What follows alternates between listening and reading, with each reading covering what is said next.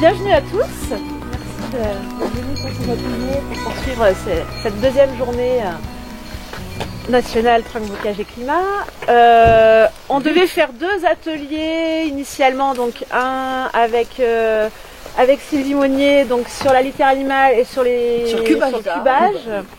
Et un autre avec Dominique Mention donc sur la restauration de trunks anciennes. Le bodywood. Du coup, comme on n'est pas très nombreux, on vous propose de faire les deux ateliers en un, tous ensemble, comme ça les échanges pourront être plus riches, on aura tous plein de choses à dire. Et voilà, et puis du coup, on a la chance d'avoir la météo qui est bien meilleure que ce qui était annoncé, donc voilà, je cède la parole à nos deux intervenants. C'est toi qui commence, Dominique? Oui, bonjour. Moi, il était prévu que j'amène une perche à tronçonner avec une tronçonneuse à batterie. Et puis dans notre car maison botanique, on a mis 8 bénévoles de la maison botanique, donc la perche n'a pas pu venir. Donc on fera une petite démonstration à la scie à main à hauteur pour montrer comment on coupe un rejet ou également comment on crée une trogne. Parce que j'ai vu qu'il y avait un arbre qui s'y prêtait bien pas très loin, donc ça c'est important. Et puis on fera aussi des commentaires sur la manière dont sont taillés ces troncs qu'il y a autour. Il y a des choses qui sont très très bien faites, il y en a d'autres qui le sont moins, etc., etc. Parce que je pense que ça c'est important de comprendre qu'une bonne gestion permet à l'arbre de produire plus, parce que la trogne c'est un arbre de production et de vivre mieux et plus longtemps. Donc c'est quand même ça qui est important. Voilà. Et puis ce qui est important aussi dans cette matinée, c'est que vous posez toutes les questions que vous voulez. On est là pour être interrompu, pour que vous... c'est vraiment un échange qui est en jeu là, parce que ça conditionne plein de choses que vous allez vous répéter dans vos territoires. Et ensuite, on partira voir les vieilles trognes. Donc on partira dans le vieux bocage là-bas, avec des trognes non entretenues depuis très longtemps. Et là, on va essayer de se projeter sur quelle a été la productivité de ces arbres. Donc je vais vous apprendre à cuber, à mesurer. Et puis ensuite, on va transformer ça en plaquettes de bois, qui va pouvoir potentiellement utiliser en litière plaquette. Et on va aussi y transformer en kilos de feuilles de frêne, pour essayer de nourrir des génisses pendant plusieurs jours l'été. Donc on va essayer de se projeter globalement avec quelles sont les pistes de valorisation de ce magnifique patrimoine qui a capitalisé sur pied. On a un volume de bois extraordinaire. Donc là aujourd'hui il est temps de se poser la question de l'entretien de l'existant et de perpétuer cette habitude. Donc Angélique a prouvé dans son étude qu'on a quasiment 100 000 trognes sur le territoire, donc c'est énorme, c'est un patrimoine exceptionnel même à l'échelle française, enfin, c'est quelque chose qui sera à valoriser avec une très forte densité.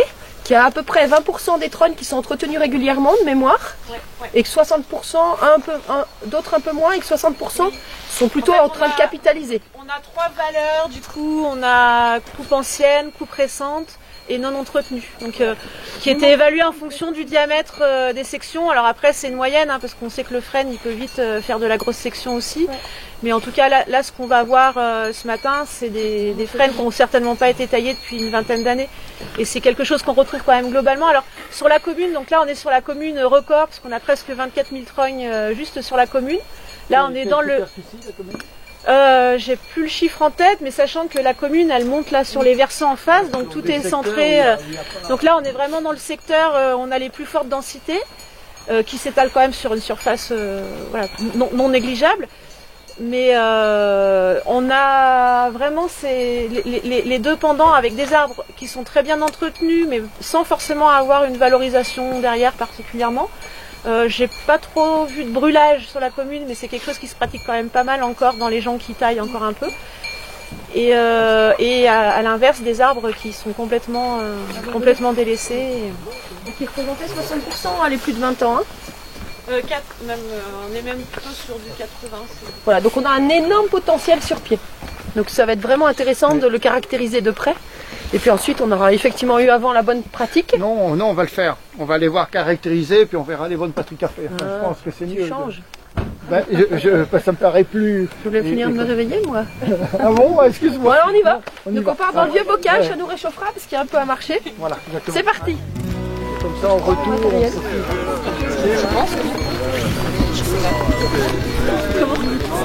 Comment On peut peut-être déjà mais tu vois, faire un tout petit commentaire quand même sur la gestion. Alors ça c'est partout en France encore. Hein. Vous savez, quand les Anglais ils viennent chez nous en France, ils sont complètement choqués de voir ça. Je dis mais c'est pas possible, qu'est-ce que vous faites quand ils sont venus là pour les journées nationales Plessage et Trogne qu'on a fait en 2011, le plesseur du Prince Charles hein, qui était là, il me dit mais qu'est-ce il a dit ça en anglais, j'ai fait traduire. Qu'est-ce que vous faites vous quand on voit ça chez vous, c'est pas possible. Donc ça c'est un scandale énorme. Alors on va s'offusquer de la coupe d'un arbre, enfin, etc. Et puis ça, personne ne dit rien. Donc voilà, ça. On a du matériel aujourd'hui pour tailler ça différemment. On a des possibilités de laisser au cœur de ces haies des arbres poussés pour renouveler ce patrimoine qui est là. Ça commence à se faire dans certains coins. J'ai fait des photos dans l'Allier, là, sur ton secteur, où il y a un endroit, j'ai des photos où on commence à préserver des arbres. Mais ça, c'est une gabegie colossale en plus de la destruction. Donc ça, il faut vous regarder, il faut intervenir là-dessus. Hein. Dominique, c'est une norme sociale. Faire propre est une norme sociale et c'est parfois difficile à changer. Hein. Tout ce oui, qui je sais. D'habitude, c'est compliqué. Donc on a quelques arguments pour arriver à les faire bouger. Alors pas sur le noisetier, mais juste en face. Juste en face sur les pruneliers là, les pruneliers ils aiment bien tailler au carré. Et plus vous le taillez au carré fort, plus il pousse piquant.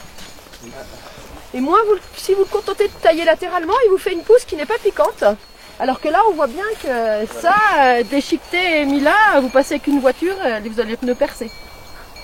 Donc en fait la technique là, en fait stimule la ronce et le prunelier. Donc on transforme le noisetier petit à petit en ronce et prunelier.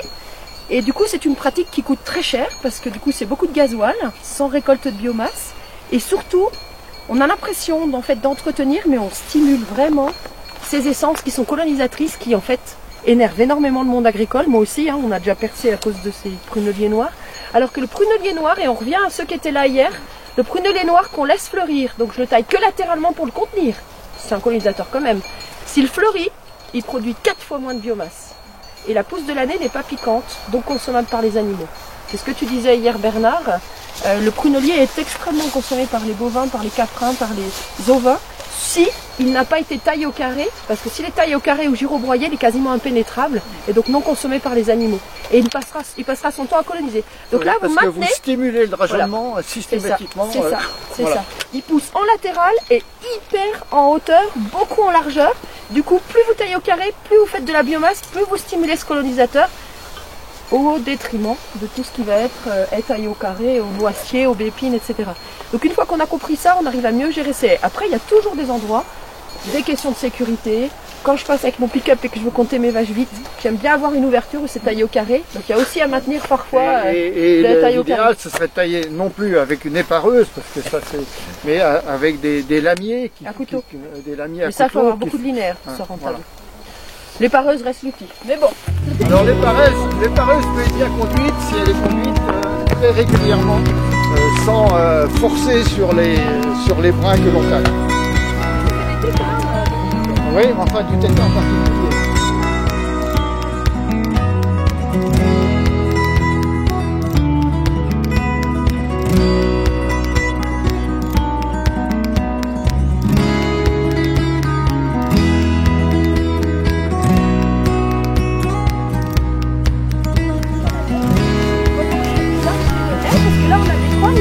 Celles-ci qui vont vous intéresser, les trognes de frêne. Par contre, on va quand même regarder cette haie. On va mesurer la hauteur parce que quand on est au conseil agroforestier avec les agriculteurs, on ne se contente pas de regarder que les trognes. On parle du bocage en général. Et là, typiquement, donc le soleil se lève à l'est. Donc là, je peux avoir un peu de vent du nord qui est protégé par cette haie-là.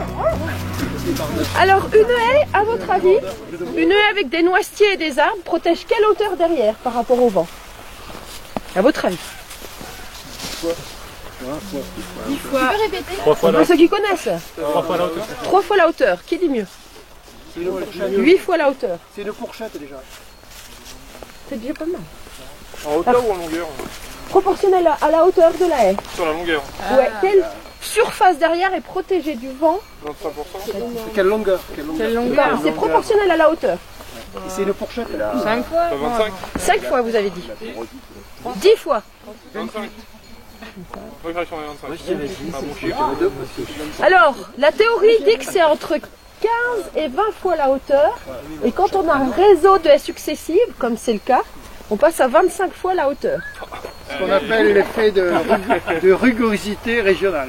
C'est ça. Et globalement, sur un territoire, si vous avez des haies successives comme ici, le vent reste en grande partie par-dessus les haies et saute de haie en haie, entre guillemets. Et du coup, vous réduit de 60% la force du vent sur la parcelle. Et vu le vent qu'il y a sur le plateau Mathézin. C'est ça. Il y en a beaucoup, pas Non, ah oui, oui, non, mais là, hier, ça caillait, hein, dans les rues de la bise Mure, sur le plateau- ça mais non, mais caillait. c'était rien hier. La bise sur le plateau Mathézin. C'est ça, c'est ça. costaud, hein. Je peux ajouter un truc. Oui. Justement, le bocage, c'est un équipement pour les pays avant. Aujourd'hui, dans le C'est monde, ça, si on fait des c'est ça. bocages, c'est surtout C'est pour ça. faire du brise-vent. Et c'est toujours le vent qui a d'autres motivations. Mais la plupart des bocages, c'est contre le vent. Quand même. Après, il y a pour la production. C'est ça. Ah, pas la plupart. des Donc, bocages. même sans feuilles, Bocages, on réduit certains bocages. 40% de la force du vent. Ni au bocage, ouais. Donc, sans feuilles, on réduit 40% de la force du vent, avec feuilles, 60%. Et donc, ça veut dire que 60% passe au-dessus. Donc, c'est quand même vraiment pas du tout anodin. Donc, derrière, bien-être animal, évidemment.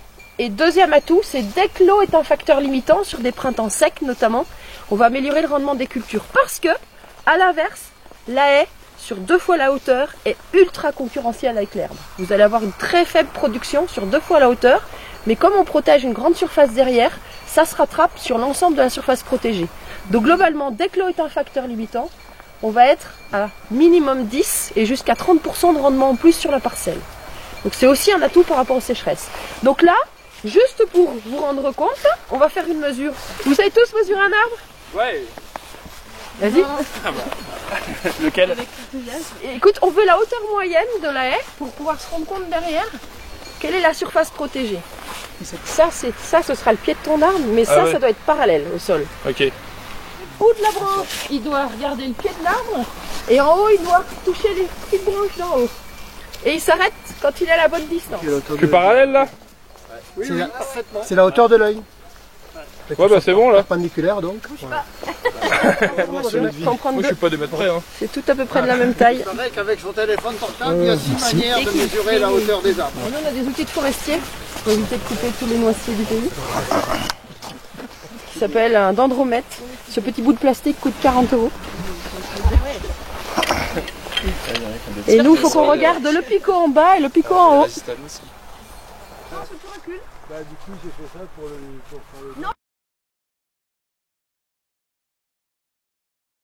Ça doit être parallèle au sol. Donc ça ne doit pas bouger. C'est celle-ci qui bouge. Moi, je sais que je fais des grands pas. Donc, il y a 16. Qui a une calculette? 16 x 15. Pas pour moi, mais pour les autres. Génération des anciens, 16 x 15. Non, Hauteur de la haie, 15 mètres. 240. 15 fois la hauteur de zone protégée. 240. 240. Clément, tu pars de la haie, tu fais 240 mètres. Alors est-ce que Clément, combien Clément? Il n'y a que 60 mètres. 4 fois cette distance-là est protégée derrière. Donc en fait, il n'y a pas besoin de beaucoup de haies.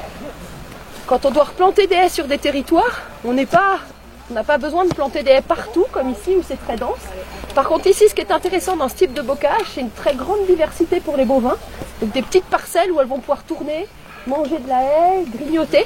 Ce qui veut dire en fait, si je pars sur les 240 mètres, regardez la haie au fond de l'autre côté de la parcelle, ben, elle nous protège largement jusqu'ici. Donc la grande haie brise-vent qu'il faut soigner, ça peut être celle-ci. Ici, j'aurais qu'un alignement d'arbres et si les vaches abroutent un peu les noisiers, c'est pas grave. C'est un espace récréatif pour les bovins.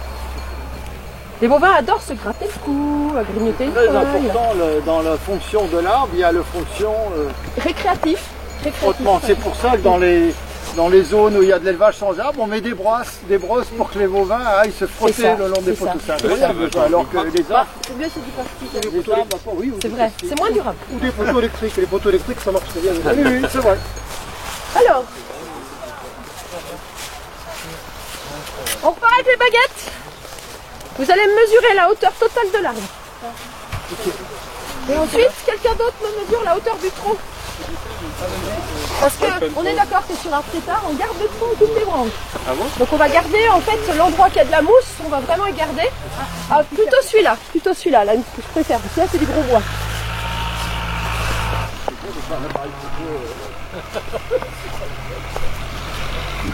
Ouais.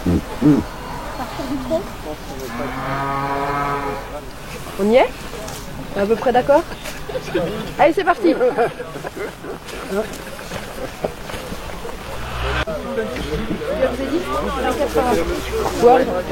Alors, on résume. Oui, mais je veux dire, C'est un arbre qui fait entre 22 et 23 mètres hauteur totale, ce qui est rare. Dans le bocage, on est sur les hauteurs maxi. J'ai jamais eu d'arbres qui ont dépassé 25 mètres. Jamais. Parce que le bocage, c'est conditions ventées. Là, c'est parce qu'on est quand même en situation abritée, bas de pente, qu'il y a déjà des arbres autour qui expliquent ces 20 mètres. On n'était qu'à 15 là-haut. Hein. Et une bonne alimentation aussi. En eau, il y a tout qui va.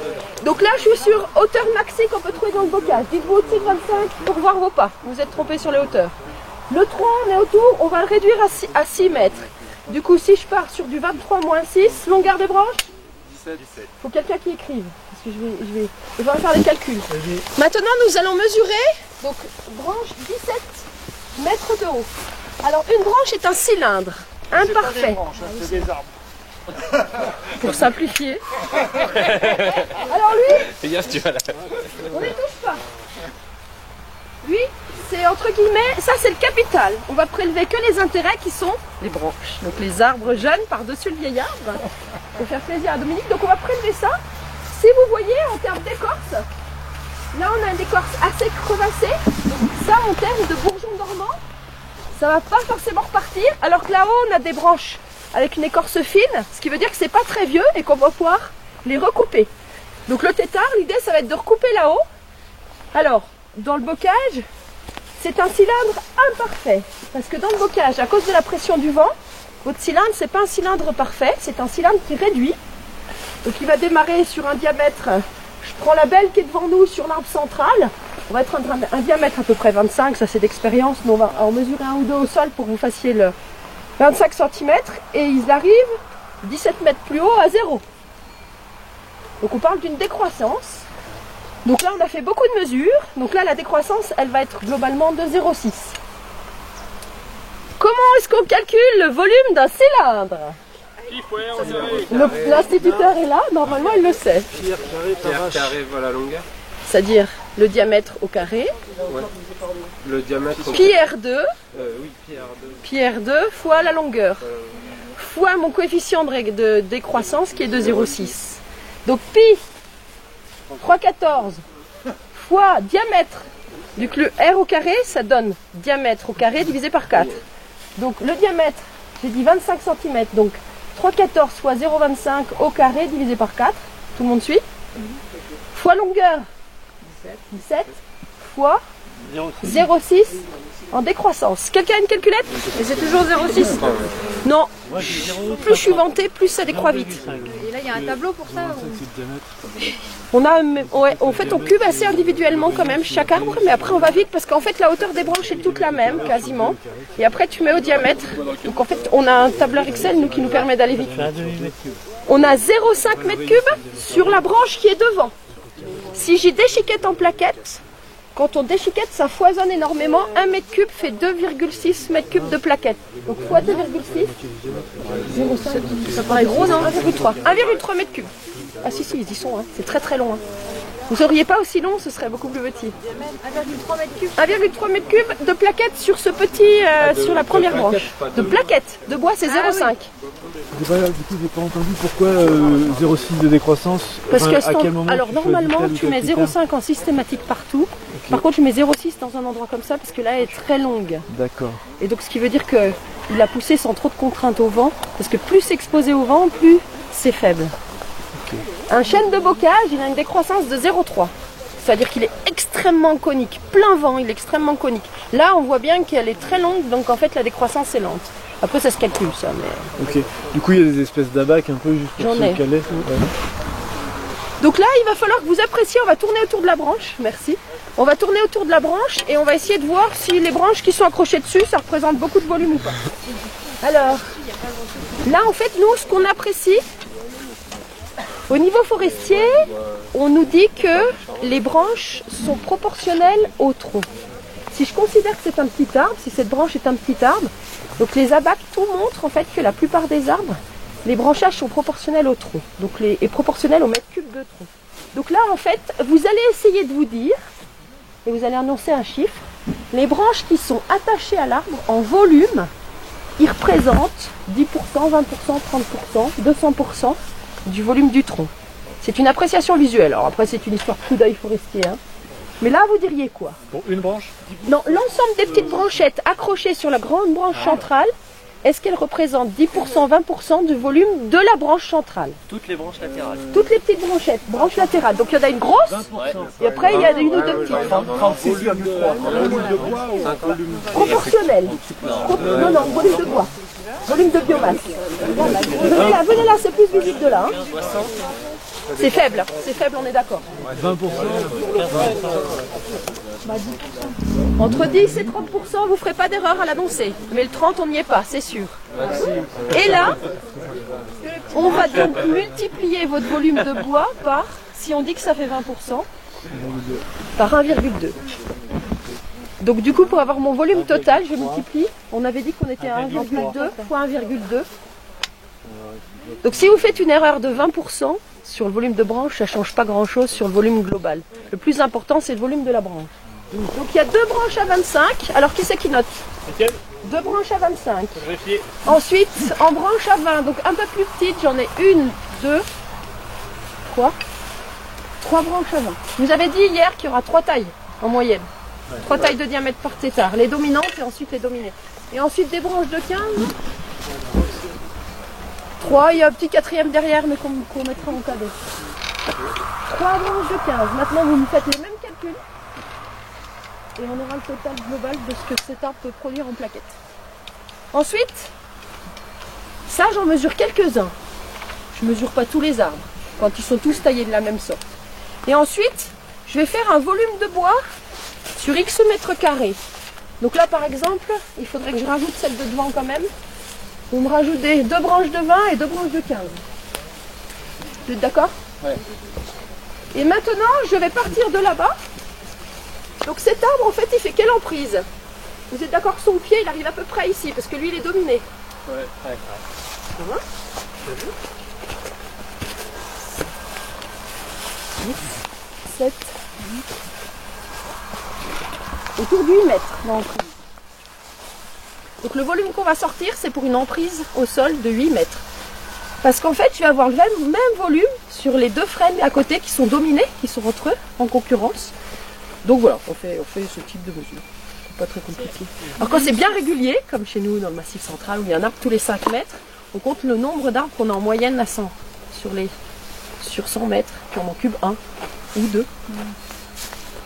Donc maintenant, on va y transformer en valeur économique pour une ferme. Donc on repart, pi 3,14 fois diamètre 0,2 au carré, divisé par 4. Donc 3,14 fois 0,2 fois 0,2 divisé par 4 fois L, 17 divisé par 4 fois L, 17 fois 17 fois 0,6 fois 0,6 fois 2,6. Ça c'est pour passer du mètre cube en plaquette. 0,83. Donc vous réalisez la différence entre un 0,25 et un 0,20. Ah ouais, c'est moitié quoi, quasiment. C'est énorme. Plus l'arbre prend de la biomasse, ça, il faut pas. Autant vous pouvez vous tromper entre un 10 et un 15 cm, c'est pas grave. Mais dès qu'on passe au-delà de 25, il faut tout mesurer individuellement. On fait la même chose avec 0,15. Mais les petites branchettes, on n'est pas. 0,46. Enfin, en proportionnel, c'est tellement faible, on va rajouter fois 1,2 globalement. Oui, on a déjà oublié les branchettes. Quoi les branchettes? C'est 10%. Mais si, le fois 1,2, bah, je fais encore fois 1,2 quoi. Fois 1,2, ouais. Combien on était? 0,46. Vous voyez à quelle vitesse ça descend? Ah ouais, fois 1,2, d'accord. Alors maintenant, on va faire un gros total. Mais en fait, la forêt c'est que des maths. C'est que des maths. On arrive à 10? Ouais, 9,7. Sur 10 mètres de large. On a dit, c'est 8 mètres de large. Donc on a une moyenne divisée par 8. Divisé par 8. Ça, c'est pour un volume moyen en mètres linéaires. 1,2 mètres de disponible par mètres de haie. 100 mètres de haie, 120 mètres cubes de plaquettes, ils y sont, hein, largement. Hein. C'est très dense et c'est de la très très belle trogne, donc c'est intéressant. Donc maintenant on va y transformer. L'âge par contre on ne sait pas sur cet endroit-là, Angélique, l'âge que ça peut avoir. Moi je dirais 50, hein. Je dirais qu'elle est post-guerre celle-là, qu'elle n'a pas été entretenue. Mais 50. Possible, hein.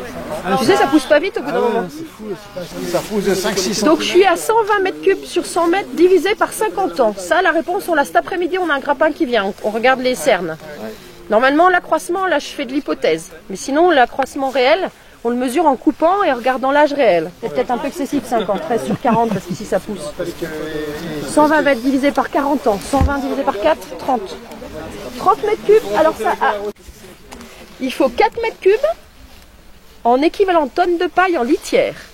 Combien est-ce que 100 mètres de haie vont faire de tonnes de paille en équivalent tonnes de paille en litière? Je vous donnerai après. Vous avez 4 mètres cubes de plaquettes équivalent à 1 tonne de paille en litière, en substitution en litière. On va faire le résumé ici en fait. Je le laisse passer, on va remplir les ensemble. 4 mètres cubes de... Alors on a dit qu'on était à 120 mètres linéaires. 100 mètres, on a dit... Alors, globalement, on avait dit qu'il y avait un arbre par 8. 1 par 8, merci. 1 par 8 mètres. On a dit la croissance annuelle, on était à 30. Hein. On était une exploitation, j'ai dit tous les 40. Donc 100 mètres de haie, on a dit que ça faisait 120 mètres cubes. Divisé par 4. 30. 30 tonnes de paille. Un camion de paille, vous savez les gros camions de paille qui amènent de la paille, ça fait 22 tonnes. Combien de camions? À peu près 1,5. Un camion et demi d'économiser sur 100 mètres. Attends, vous êtes arrivé à combien sur 100 mètres? Un camion et demi. Un camion, 30 tonnes. 30 tonnes, un camion c'est 22 tonnes. Mais par an? Non, non. Ah oui. Ça c'est en Sur 100 récolte mètres. finale. C'est-à-dire là aujourd'hui. Mais qu'est-ce qu'on va faire de notre paille alors? Vous la vendez à ceux qui sont... sur ton À sol. ceux qui sont... Non, non, la paille, vous l'utilisez. Par contre, c'est l'année où vous n'en avez pas, parce que c'est une sécheresse. L'arbre attend l'année que vous voulez. Et nous, c'est une stratégie sécheresse. C'est-à-dire l'année, et je vais jusqu'au bout. C'est-à-dire une année normale, il n'y a pas forcément besoin de s'occuper de son bocage. Par contre, l'année qui est compliquée, où la tonne de paille, vous êtes obligé d'en acheter à l'extérieur, qu'elle est montée à 120, 140 € tonne, et qu'à la limite, vous hésitez parfois à y donner à manger au génisses, c'est cette année-là que c'est intéressant. L'arbre attend l'année que vous voulez et le mois que vous voulez. L'herbe, c'est à faire annuellement. Et c'est vraiment l'intérêt et la stratégie de votre bocage, il vous attend. C'est une tirelire en fait, que vous pouvez actionner le jour où vous voulez. Tous nos retours d'expérience sur le Massif central, on tape dedans l'année de sécheresse. Et on y attaque en août. Et en août, qu'est-ce qu'on fait quand on coupe les branches? Ben, il y a accès aussi à nourrir des génisses. Voilà. C'est-à-dire que dès août, vous coupez en sève descendante, pas au mois de juillet. En fait, l'arbre, il août à partir du 15-20 juillet. C'est ce que disait Angélique hier. On a rapproché avec le changement climatique. Avant, ils aoûtaient début août. Maintenant, ils aoûtent. Puis les années de sécheresse, ils aoûtent encore plus tôt, qu'au 15 juillet. Par contre, la PAC vous interdit d'intervenir sur les arbres avant le 1er août. Donc, vous attaquez en août, vous coupez en août et vous faites déchiqueter rapidement. Donc, vous mettez dans une tournée de broyeur, vous prévenez le broyeur dès début août et vous coupez dans l'idéal fin septembre. Ça vous laisse octobre, novembre, décembre pour faire sécher la plaquette. Il faut tout ramener à la ferme. Non, vous laissez là. Broyer sous Vous bâtiment. ramenez la plaquette. Vous laissez les branches sur place. De toute façon, c'est une année de sécheresse, il n'y a pas d'herbe. Des branches sur place, elles sont Vous broyées les- sur place. Il vaut mieux surtout transporter la plaquette, mais pas les branches. Elles sont transportées à la Économiquement, ferme c'est moins en rentable. plaquettes. Voilà. Et vous y baignez dans... Mais ça, on vous y montrera avec Robinson tout à l'heure. On a des photos à montrer. Je reviens, on va jusqu'au bout. C'est-à-dire que là, vous avez des génisses ou des vaches qui peuvent manger. Vaches allaitantes. Donc les feuilles sont les branches sont au sol. On est en août, les branches sont coupées à ce moment-là. Cet arbre-là, d'expérience, pour nous, c'est 80 kilos de feuilles. Ça, c'est nos mesures. 50% d'humidité, donc 40 kilos de feuilles sèches, là, sur cet ensemble d'arbres. C'est pas énorme. Ration de survie, vous êtes en quoi? Vous, vaches laitières, vaches allaitantes? Donc sur des génisses, vous leur donnez quoi en ration? De l'herbe. En foin, vous donnez combien de kilos de foin par génisse en moyenne? En hiver, Par jour? Ouais, en hiver, ouais. déroule la botte. Elles ont de la chance, elles mangent tout. Alors nous, sur les rations de survie, on est sur le foin réservé aux vaches. Du coup, la paille est donnée en 4 kilos, plus 4 kilos d'au moins de foin ou d'autres choses. Donc là, je vous propose une ration pour jeunes génisses de 4 kilos de paille plus 4 kg de matière sèche de feuilles. Ça fait 8 kg jour. Ça me va. Ok. La feuille, alors c'est montré, la feuille de frêne, elle est quand même renommée. Traditionnellement, ils faisaient la feuille, c'est un équivalent maïs en silage. Donc j'ai la paille pour ruminer et j'ai la feuille pour quand même les maintenir en état. Du coup, sur 100 mètres, si sur 8 mètres, j'ai 40 kg de feuilles sèches, sur 100 mètres, j'en ai combien? Donc par là, sur 8 mètres, je suis à 40 kg de feuilles, en feuilles sèches. Donc sur 100 mètres, on en a combien? 100 x 40 divisé par 8. Ça fait 500. J'ai 500 kg sur 100 mètres de feuilles sèches. 500 divisé par 4, ça c'est par ration 125. journalière. 500 divisé par 4. 125. Tu comptes en sec là? Oui, je suis tout en sec. Ouais. C'est 50% d'humidité. 500 divisé par 4. 125. 125. Donc j'ai 125 rations jour avec de la paille, on est d'accord. Hein. Donc si j'ai un lot de 10 laitières, 10 génisses, ça me fait 12 jours et demi de ration. Si vous avez la paille au râtelier en libre-service à côté. Pour 100 mètres. Ouais. C'est pour ça que c'est vraiment une stratégie de sécheresse. C'est vraiment l'arbre et ça a toujours été exploité comme tel. Et la feuille au sol, hein? Non, là vous faites tomber, elle se débrouille. Au sol, oui. Enfin, Ouais, une fois que c'est la coupé. branche au sol, C'est ouais. pour ça qu'on est vraiment sur je coupe. Je ne vais pas aller faire la feuille tous les ans. J'ai autre chose à faire. Il y a de l'herbe, vous êtes en montagne. L'année normale, ça pousse. Vous avez la paille qui va bien, votre système est autonome. Donc il faut que j'étale quand même mon chantier sur un mois, quoi. Que je coupe un peu tous les jours pour leur mettre de la feuille tous les jours. Alors, ce qu'on a testé, c'est que s'il n'y a pas d'orage, La feuille se elle sèche très vite. Il suffit qu'il y ait une année de sécheresse. Enfin, une grosse canicule, en 24 heures, elle est sèche. Et en fait, il la grignote. Alors, elle se casse beaucoup plus, mais il la grignote quand même. Mais dans l'idéal, oui, il faudrait couper un peu tous les jours. Nous, on fait couper une fois par semaine. On bosse avec les élagueurs à ce moment-là, pas avec les grappins coupeurs, mais avec les lagueurs. Les lagueurs viennent une fois par semaine, parce que c'est des arbres dangereux à faire. Hein. Très dangereux à faire. Ces gros arbres à rattraper, ils sont compliqués. Après, on pourra retourner sur des jeunes arbres, et on coupera là, c'est plus facile à faire soi-même. Mais là, c'est des gros arbres, donc ça vaut le coup. Grimpeur et lagueur ou grappin, une fois par semaine, et vous calculez vos nombres de mètres à faire. Et vous avancez au fil, parce qu'elles adorent ça. Alors dites-vous que quand les vaches ont passé 10 minutes, c'est l'équivalent de quasiment 1 heure à manger de l'herbe.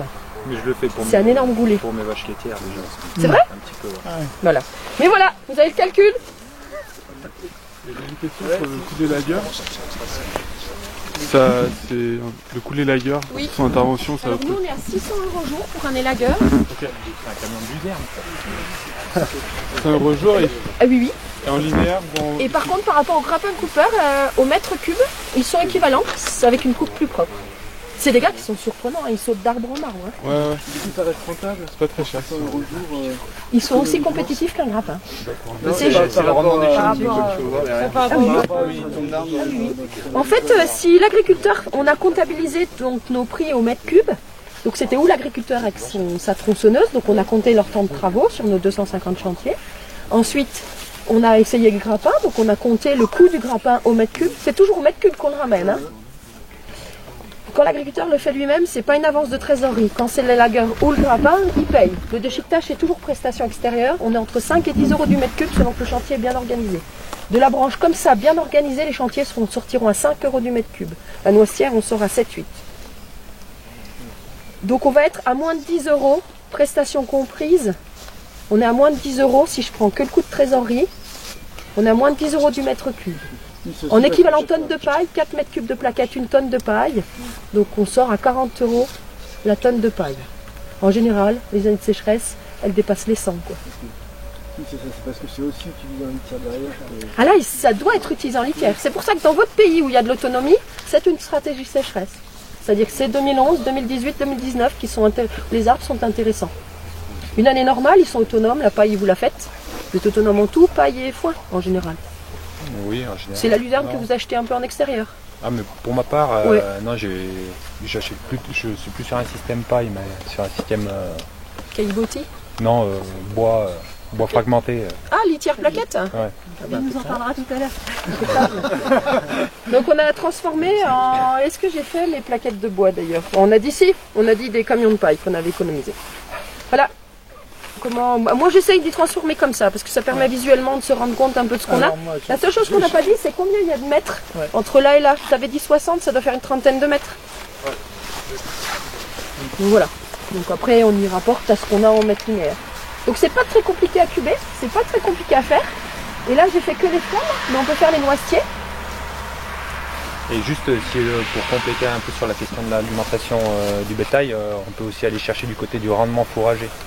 Avec la feuille de frêne, du rendement fromager. J'ai dit fourrager. Fromager, ouais. Ouais. Alors nous, notre toute petite inquiétude, c'est quand c'est en grosse quantité sur les... qu'elles ont que ça à manger, on a une petite amertume sur les fromages. Je sais pas si vous l'avez observé ou pas. Non. Par contre, j'ai observé des rendements supérieurs. Des rendements supérieurs. Alors ça, c'est aussi un retour sécheresse globalement de tous les éleveurs. Le rendement, c'est sur le volume de lait ou c'est sur le volume de fromage que tu as le lait, le riz. La quantité de fromage par litre de lait. Ouais, c'est uniquement sur du frêne. Sur du frêne, ouais. Il n'y a que ça. Et puis elle grignote les bordures de toute façon. Oh bah oui, elles sont de là. Alors les années de sécheresse, les vaches souffrent énormément parce que du coup même sur des rations paille, surtout sur de l'allaitantes, sur des rations paille, elles se déminéralisent. Donc en fait on a un incidence, elles maigrissent et ensuite elles ont des problèmes de retour en reproduction, etc. Et du coup la feuille c'est aussi excellent au niveau minéral pour les maintenir en état.